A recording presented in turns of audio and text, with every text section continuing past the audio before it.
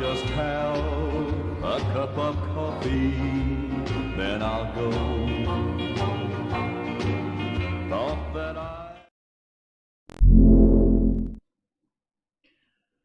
So, yes, I know I'm about 6 minutes late.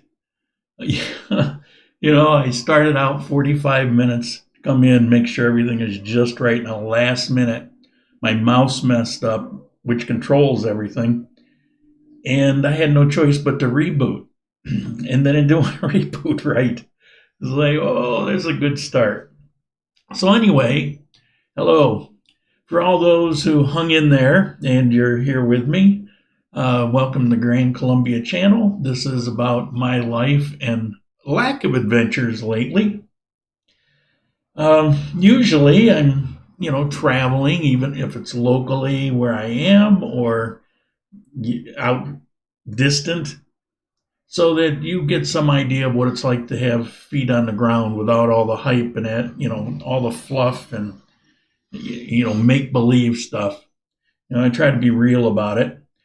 And this is video 2 in season 10. We did 42 videos in season 9, and we're up to 461 in total.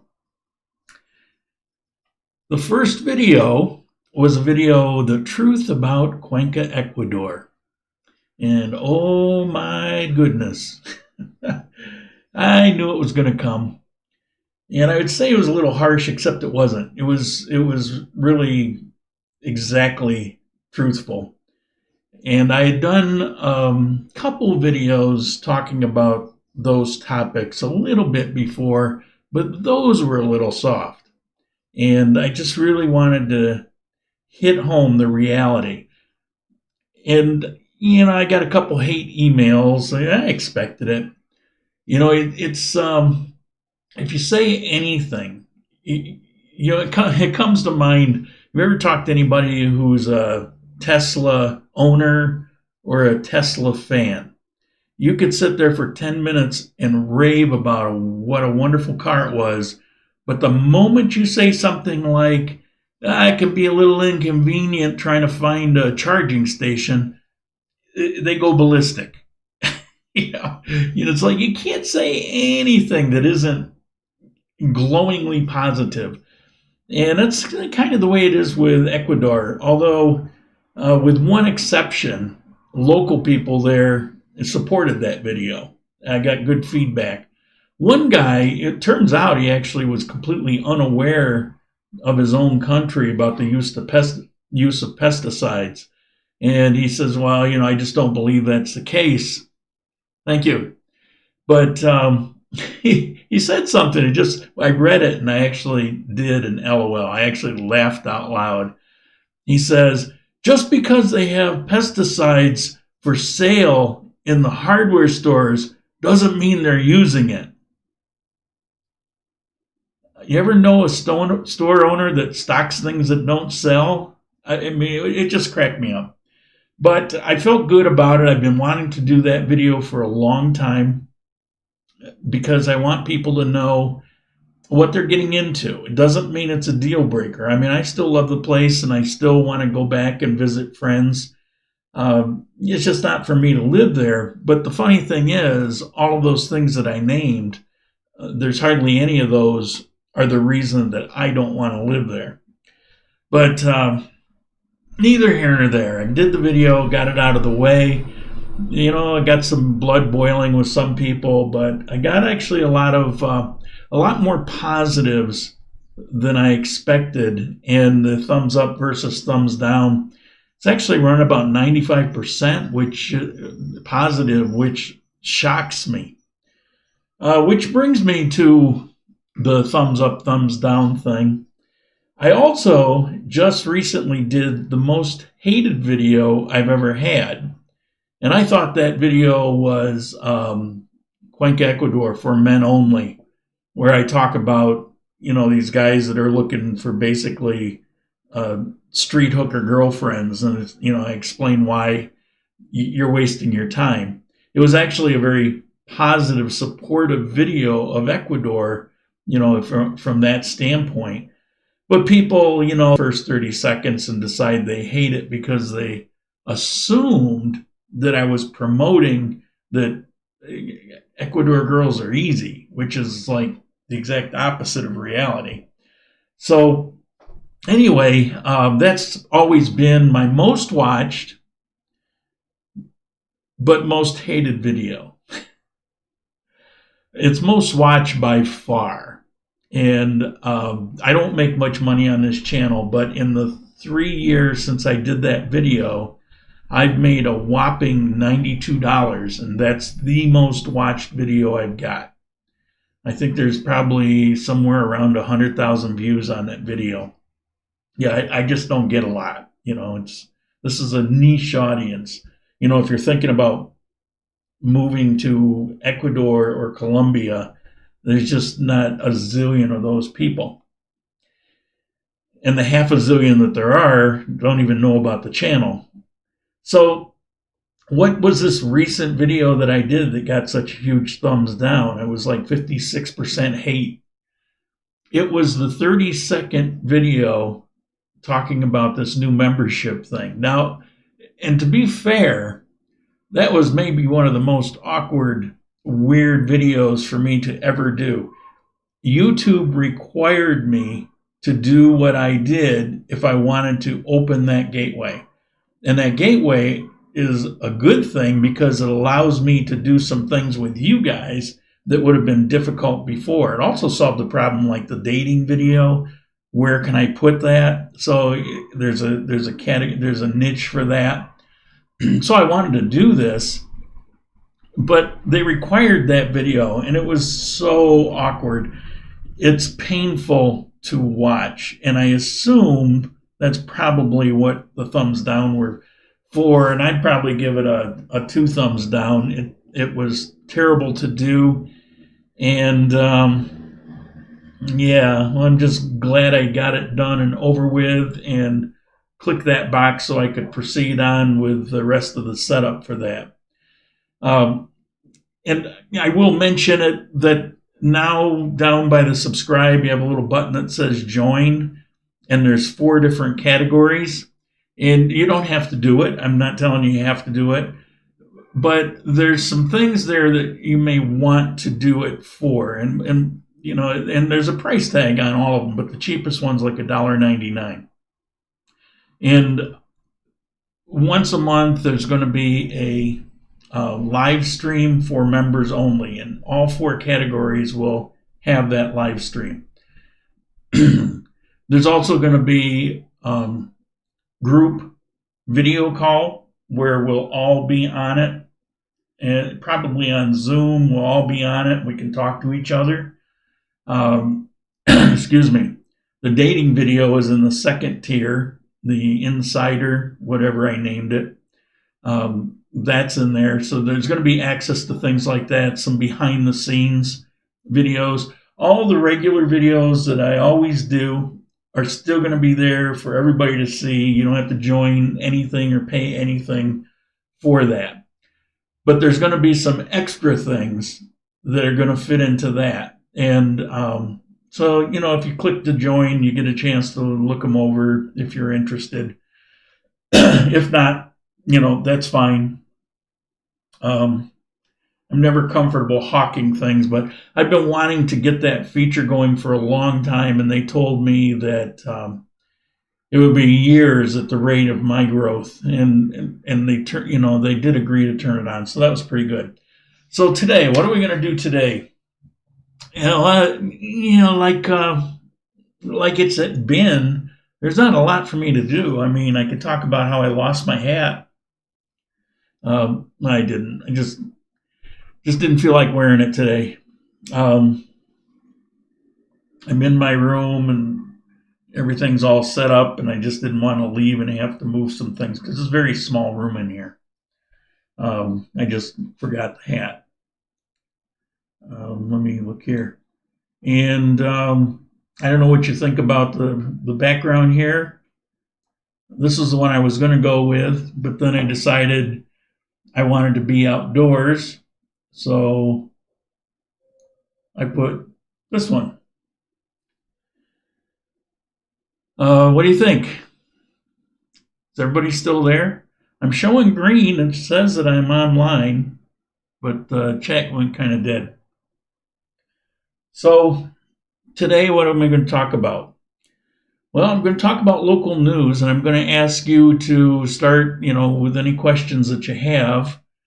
But not being able to get out and around, I wonder sometimes if I should even keep doing these until there's something for me that the channel's designed for, to go, talk about, what you're going to see and what you're going to run into. And hopefully you'll never come down here and run into quarantine. Don't worry, we're keeping our eyes open on that hawk about to swoop down from the tree behind me. Yeah. Okay, well, I'm glad it's still functioning. All right, so today I figured I would talk about the local news. So let me see if we can get to it without any kind of major issues. This is the reason I had to have my mouse working, so I had to foreground not so much. I completely agree with you. James smile. So I want to tell you about this website first of all, and then talk about some things that are going on. Now, if you type in Candio News in a search, you come up with this website, and it could be in English, Candio News, or even Candio, and this will come up. And you notice here that it's in English. Okay, well, it's not in English, and you probably know this, but if you don't, if you look up here in the address bar, there's a Google Translate plugin that you can put in your browser. And I can put it back to Spanish. See, it went back to Spanish. I can put it back to English. And so, I'm asked quite a bit. It's like, well, if your Spanish isn't that good, how can you, sit and read newspapers? How can you get information? And, somebody interpreting it for you. And this is how you do it. I've gotten so, most of it, I can get the gist of it, but there's always some words or phrases that, just don't register. Of course, this translator, it can be problematic in itself, because sometimes when you're reading along, some things just don't translate right. And they can be good for a laugh, but it can be problematic. So right next to Armenia, about, I'd say maybe 3 miles, is a town called Montenegro. And it's just before you get to the amusement park and assorted natural things to go, like river rafting, and there's some things like that, horseback riding. It's kind of a cool place. It's a small, tiny city, maybe 50 or 60,000 people. I've got mixed feelings about the place, and it seems it's polarizing here. People seem to either love it or hate it. But I know I have a viewer here that invited me to check out his farm when this quarantine is over. I'm looking forward to that. So anyway, this is about Montenegro, and it says that a woman from Montenegro is the 3rd victim of COVID-19 in Candio. So in all of Candio, in the entire state department of Candio, the total number of deaths is now up to 3. Yet we're locked up like there's a raging inferno out there. So I did this podcast recently, which I'm pretty proud of, because I think I got the sound nailed on. I think it sounds really good. So I did this podcast, and towards the later end of it, I talked about, this quarantine and my 2 cents on it. Background motorcycle. Sometimes you guys can't even hear that stuff, but derails me. So one of the things that just kind of irks me is that we have this oppressive lockdown here in Condillo when it doesn't seem to have a whole lot of call for it. And they act here like the lockdown prevents people from getting sick, which is not true. It's not the case. And they're finding that out in the United States. You know, when New York State, it's like over 60% of the people that contracted, out of those tens of thousands that contracted the COVID, did so from within their house. I got sick here in the apartment where I wasn't going out. Excuse me. So, you know, people keep talking about they're using the science, but they're not using the science. And it's similar here to some of the states in the United States that are kind of dragging their feet. So they've extended this quarantine 3 times now. And as of yesterday, I think, it's now extended for the 4th time. But they're not saying, today was supposed to be the last day of lockdown. Now they're saying the early part of June while they decide. And then I see, where is it? Oh, it's in a different category. I see a news article talking about how schools are going to stay remote for another year. I heard that Colombia's extending quarantine until July, putting them on course of having one of the longest lockdowns of any nation. Yeah, that would be sad. And that's not funny, but the sad part is if you look at the stats for Colombia, we've hardly been touched.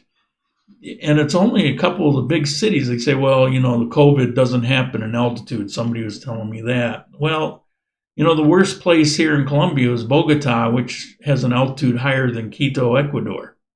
You know, Bogota is up there. But I don't know. There's nothing I can do about it. I mean, there's all I can do is sit and hope that people here will start raising enough hell. I am seeing social media that a lot of people are getting pretty fed up with this and saying there's no rationale for this.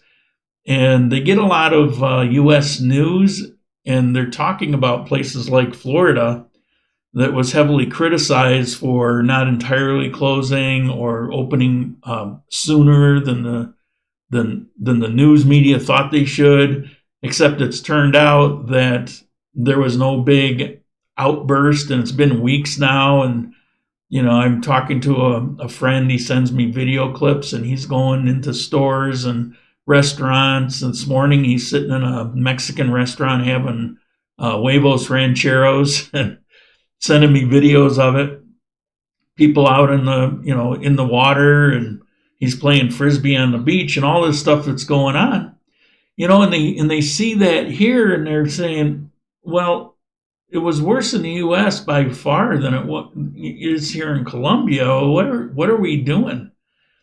And if they could just get in touch with the original idea of what quarantines do and can't do, and realize that quarantines do not stop people from catching a virus, and maybe not learn that lesson as hard as it took Cuomo in New York, you know, maybe they would lighten up on this stuff. You're actually better off getting out and going out and around. And it's just getting to the point where, I don't know, I just don't even know what to do. I just, as I mentioned before, going out is almost depressing because, you know, you're seeing all these places, you know, getting boarded up, and you wonder by the time they let this thing go, you know, what's going to be left. Well, they're very resilient people, and I have every confidence that, you know, for every place shut down, there'll be something new in there. But the human toll it takes is hard to think about, hard to be around. And in Cuenca, Ecuador, I'm, as many of you know, I'm involved in that foundation. I was actually a founding member, but I resigned my officership, but I'm still involved in it. And we've been doing some fundraising because there's a lot of kids, families, but the kids in the families that are starving to death. Freebird, thank you. And thank you for a couple of weeks ago when I lost the feed. I had to go back and look and dig to find out, but it was you. And as soon as you gave a contribution, the feed went out, lost it entirely. So thank you both times.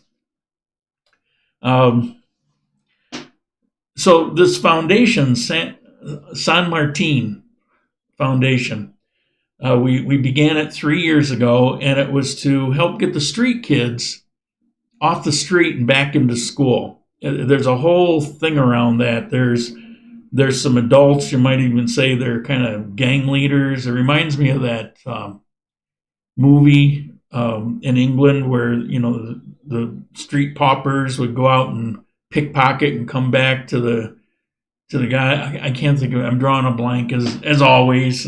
And you guys will know who it is. This is in the 1800s. Not the movie, about what it was about.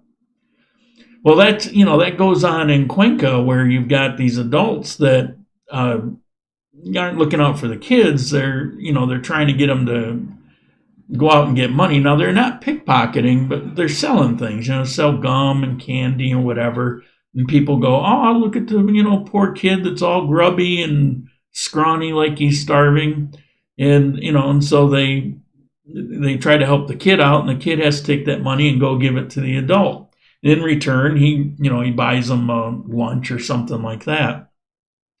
Well, they end up not in school because it's expensive to go to Oliver. Yes, thank you. You guys are great. Yeah. Yeah, that's the one. So schooling is expensive in Ecuador. People say, "Oh, it's socialist, it's free." Well, everything was free in the beginning, but like everywhere else, that stuff goes away, and it's actually more expensive there to put a 10-year-old through school than it is most places. You have to pay for your own bus transportation. You have to pay for everything. You have to have uniforms. They're not cheap. You got to buy those. So what happens if family runs on hard times or they're really hurting? They just can't afford to keep their kid in school. And so the kid got nothing to do. He's out on the street, gets caught up in this stuff.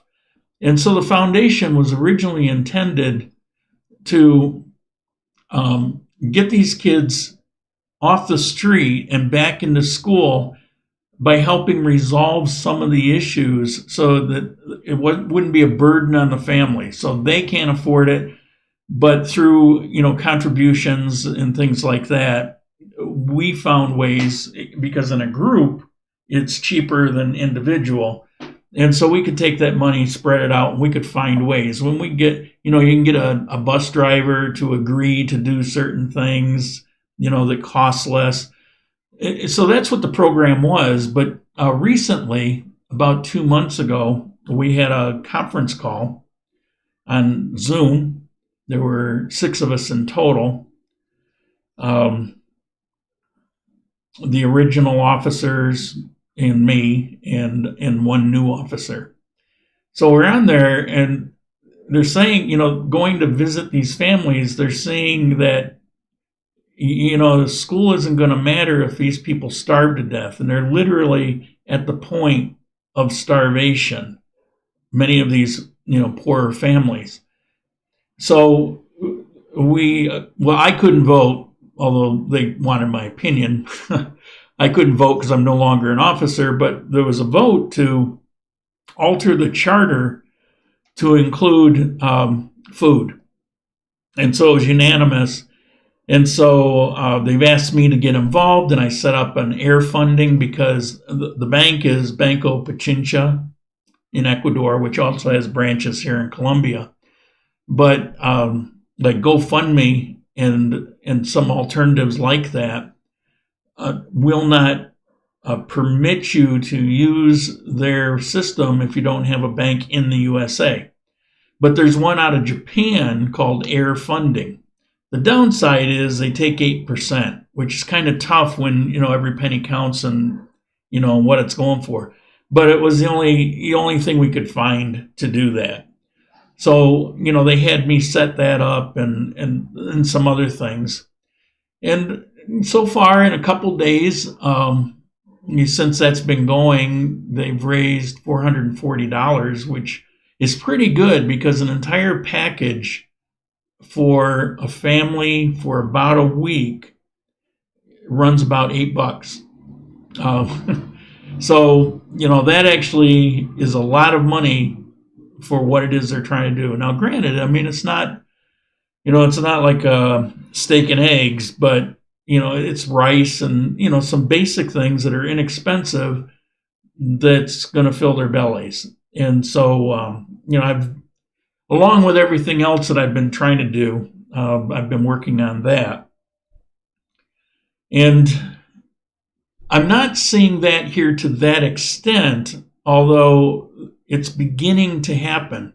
And somebody knocked on my door, not literally knocked on my door, but contacted me about a single mom with 3 kids, and she lost her job, and they're sitting there for a week.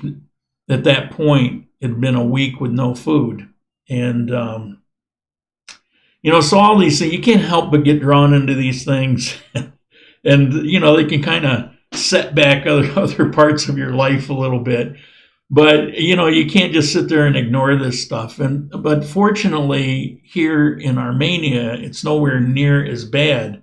Also, here in Armenia, and I would probably say the greater of Colombia, when I say that it's so much like the U.S., it is in so many ways. And volunteering and donating is also a thing here in Colombia, and it's not so much in Ecuador. Almost everything that we got in the past and got recently for that foundation came from people not born in Ecuador. I won't say they're all American, but Canadian and, various countries where people recognize something and have some money and they do something for it. Here in Colombia, they're kind of like the United States. They see something. If there's any way they can do something, they do. And so you have people just getting together and having these little food clubs, or they're packing bags for food and taking it around to neighborhoods. But, there's not enough of it. But you combine that with some other things that take place here, and it doesn't get as bad as it is right now in Cuenca, Ecuador. So, maybe a little off topic, but it's all kind of related when we're talking about, what's going on with this virus thing. So I don't know exactly what this is about. I saw this morning, and it's basically the mayor of Armenia has requested the resignation of his entire cabinet. And he said that essentially due to how things are different and changed with the coronavirus, he needs a new approach to things. And he thanks the cabinet. They've been awesome. But he basically asked the he fired his entire cabinet of a lot of people. And it's concerning. And I don't know what that's about. I guess we'll find out at some point. And there was another story here that I thought was kind of, international flights will be reactivated in Colombia September 1st. I get that a lot.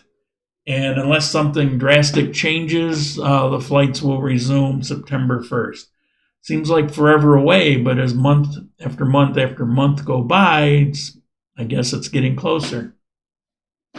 Where is that one?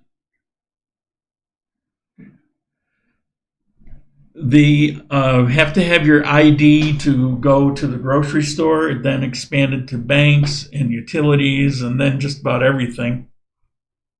That was supposed to be gone as of today, but here in Armenia it's extended. And now nationally, what the president's saying is that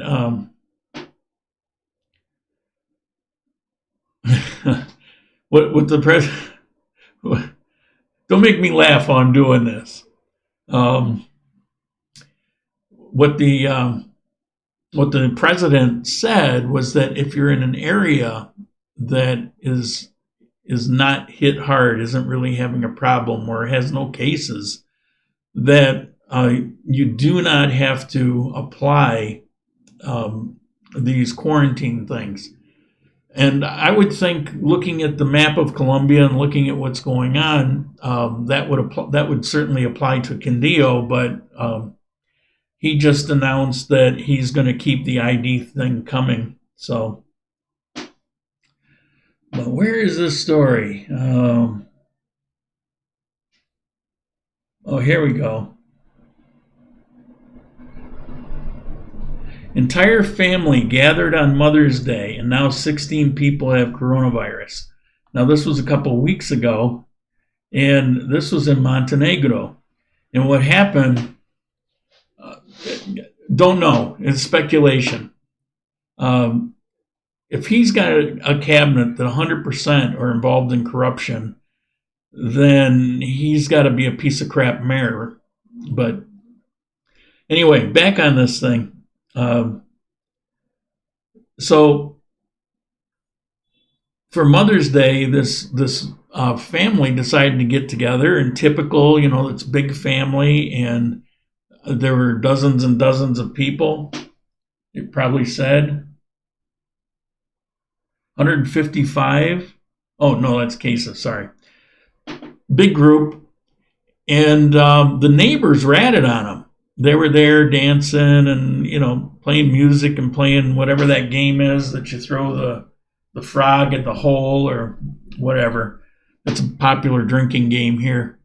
Drawing a blank on the name of that thing, too. It's similar to the U.S. game Cornhole, but it's similar to that, but it's different. It's kind of like a elevated, padded version of horseshoes. That's the name. Saponin? Okay, that makes sense. Sapo is frog. So anyway, enough ums and anyways. They had this big thing, and they're having a good time, and dancing, playing the music, and neighbors ratted on them, and the police showed up and broke up the party, and now they're saying 16 people in that party came down with coronavirus. But I don't know. All of the stats seem unreliable to me, because until recently they didn't really even have any kind of reliable testing. Although they have had in some parts of Colombia, Medellin, I guess, has had a pretty good testing regimen for quite a while. And now they do, I think they got their hands on some of the U.S. kits, because they just got for Quindío 5,000 of those quick tests that look like the pregnancy tests almost. They got 5,000 of those, and they're going to be running those tests. But, what I see here is the more tests they run, the more they discover. And then the more they freak out and they think things are getting worse, where it's only because now they see it. But I'm living proof that, it was like a really bad flu. I'm not going to sugarcoat it. I spent a couple days that were pretty hellacious. But fortunately, none of that stuff went into my lungs, or it had, most of the symptoms were like the symptoms I've read about. But a couple of the symptoms that kind of go deadly, I didn't have. I did take quite a bit of aspirin, and they say that keeping your blood thin is a good thing to do. That's not why I did. I did it because of fever, but that could have been helpful. But then you have a lot of people in the U.S. that get the virus and barely get sick. They have like a summer cold for a few days, and so it seems like there's an entire spectrum here. And so anyway, that's what that is. Also, they announced that even after the quarantine is lifted, if you're over 70 years, they expect you to still quarantine for God knows how long. So if you're over 70 years old, you might be in for, months after the quarantine is actually lifted. I don't know. So that's about it. That's about all I had to talk about today. What time is it? Oh, it went quite a while. So if you got questions, let's ask questions.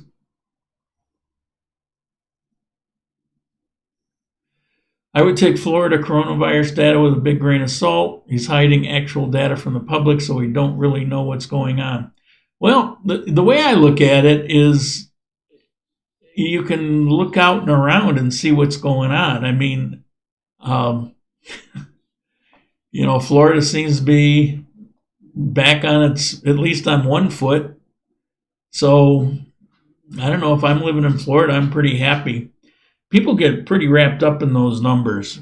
And I think in some ways, all that numbering thing did more harm than good. I mentioned in the podcast I did that it reminded me of Vietnam, where, come up on the TV every single night, you'd have Walter Cronkite or whoever it is you watched talk about the number of dead in Vietnam today, day after day, week after week, month after month, year after year. I mean, it just, and you begin to lose perspective of things. And this virus thing is kind of the same thing, a daily announcement of numbers, but nobody, including the people that were dealing with these numbers, completely understood what those numbers meant. And in many cases, they're kind of misleading. But that's neither here nor there.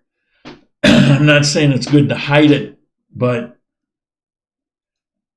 I don't know. I think people don't really need to be obsessed with them either. Let's go back to my vulture in the tree. After September 1st, and you'll come to be in quarantine for 14. Oh, you'll be in quarantine for 14 days after September 1st. I haven't heard that as definitive. I have heard that's a possibility. I think it probably all depends on how things look come September 1st. Either they're going to extend it because, I don't know, the world blew up, or everything is just kind of petered out and they'll keep with the September 1st. And if there's really not much going on, I don't know. Everything seems to be kind of overkill here during this, which is the opposite of what Colombia usually is. It's so libertarian here. And this has kind of changed the face of Colombia a little bit. So I don't know, but they haven't announced it for sure. There's speculation in Facebook and things like that, but there's nothing official. You mentioned having the interior upholstery of your car done. Did you take any before after photos of the new upholstery? Yeah, it's in the video. I did a video about it. I lost some, but they're there. I managed to get enough to put it back together. When I lost my laptop, I lost a lot of video clips, a lot of pictures, a lot of things. I mentioned there were 4 projects I was working on, and those folders are completely gone. But I managed to put together some things where I had sent some photos of the seats, for example, to a couple friends. Well, they were still sitting there in the buffer in WhatsApp, so I could download those. So I managed to put enough together. But go back 2-3 videos, and you'll see the one with the car in the.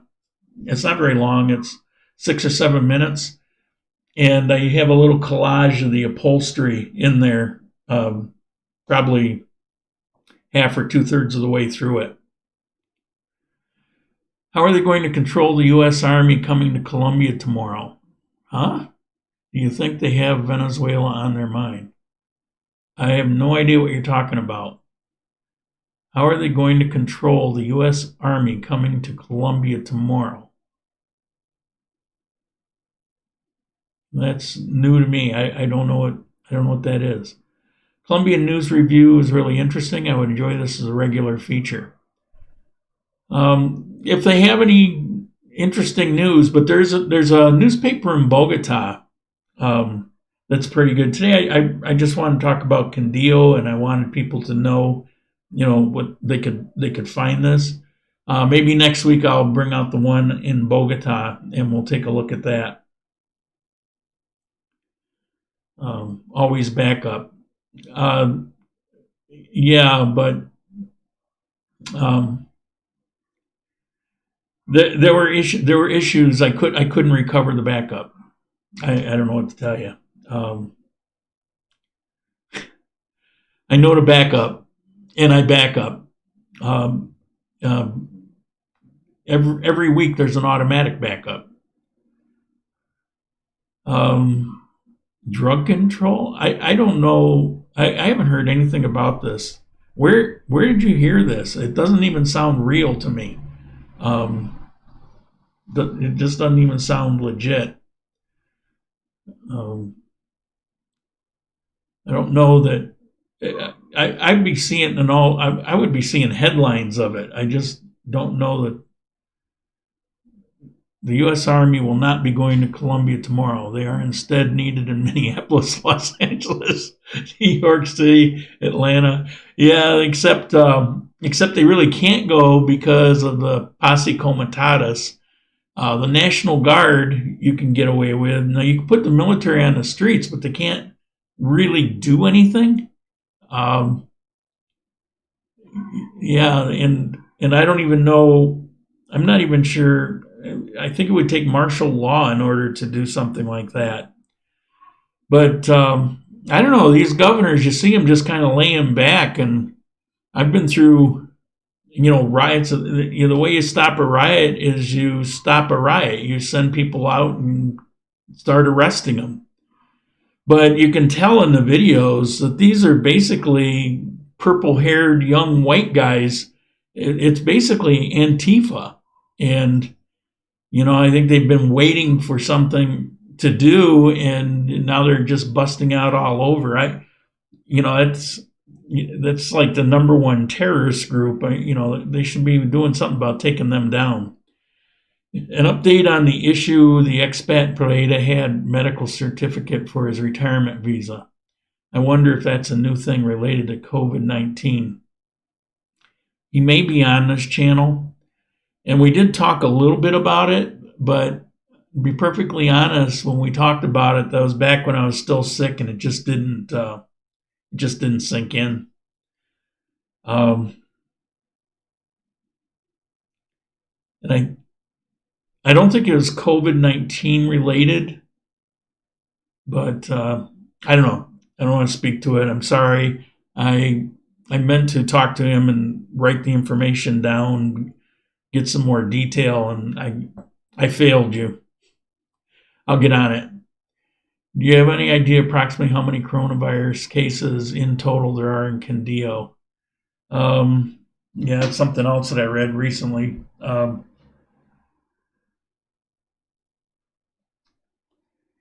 Yeah.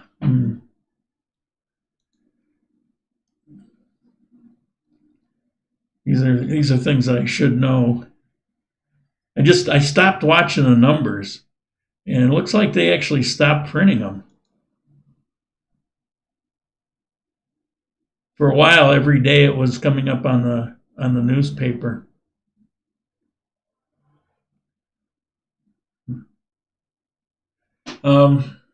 It wasn't. It wasn't a lot. Like I said, it was 3 people dead in total over all these months. It was maybe a handful of thousand. Sorry. The headline says they're coming to help fight the cartel, but people think it meant to send a message to Venezuela. Well, there's not much cartel in that area. The cartel is primarily on the Ecuador border, although there's a little there. But if you're going to fight the cartel, they would be down on the Ecuador border. If they really want to fight the cartel, they'd be in Mexico, because that's who runs it now. Everything, all the stuff, Bolivia, Ecuador, Colombia, it's all run out of Mexico now. They got all the money in the world, and they've pretty much taken over everything. Medical insurance cost me $678 per year. Waiting for the 3-month visa now. No more pica and placa. So you had to have medical insurance. Why is your insurance so expensive? You're not through EPA. Your medical insurance is what, a private insurance?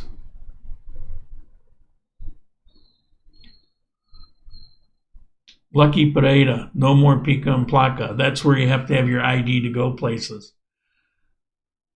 Yeah, and Pereira have way more cases, way more than Manizales or Condillo. 81 cases in Condillo as of the 19th. Those are active cases. In total, I think it might have gone up to 1,000 or something like that.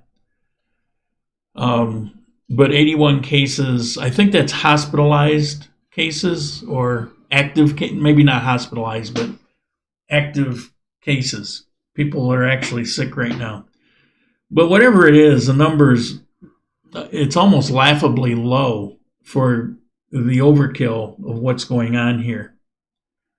Any other questions? Get this out of the way. Guys hit me with some that I should have known and didn't. So, John, tell me what insurance you have.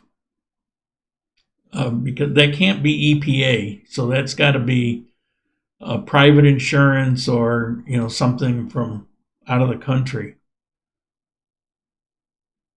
Yeah, still waiting for the visa. That doesn't surprise me because all that stuff was put on hold, but it's all been extended. I think it's something like 60 days after the quarantines are lifted or after everything opens.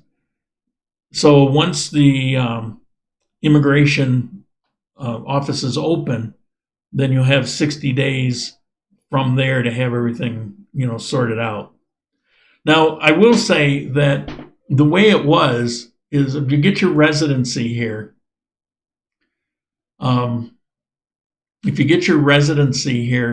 you're required to have insurance.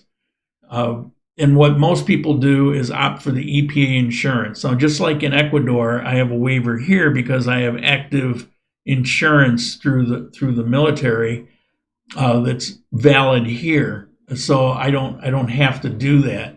Although I want to do that. It's just I was actually going to do it on a day shortly after this quarantine came on board, and so that went out the window. I couldn't go get my driver's license.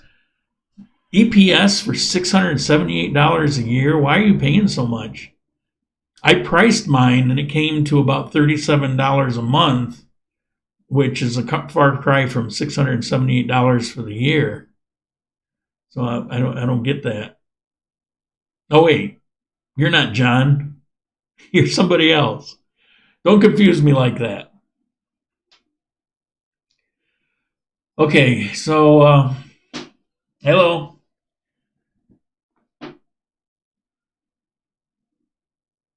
Oh, I said EPA? Oh, sorry about that. Okay, yeah, EPS. I said EPA. Huh? I'm an idiot. What can I say? Your haircut is looking sick, lad. We'll still absolutely... yeah, it's... yeah. I don't get the connection to medical and retirement visa. I don't think that's been an initial requirement. It has not been, although it is a requirement to have it once you become a resident. Non-residents have not had to do it. And I haven't seen any law changes. And I just forget what he told me. But we don't have any more questions, so we're going to wrap it up for today. I'll get out of this stuffy little hot room. And all goes well, we will see you next week.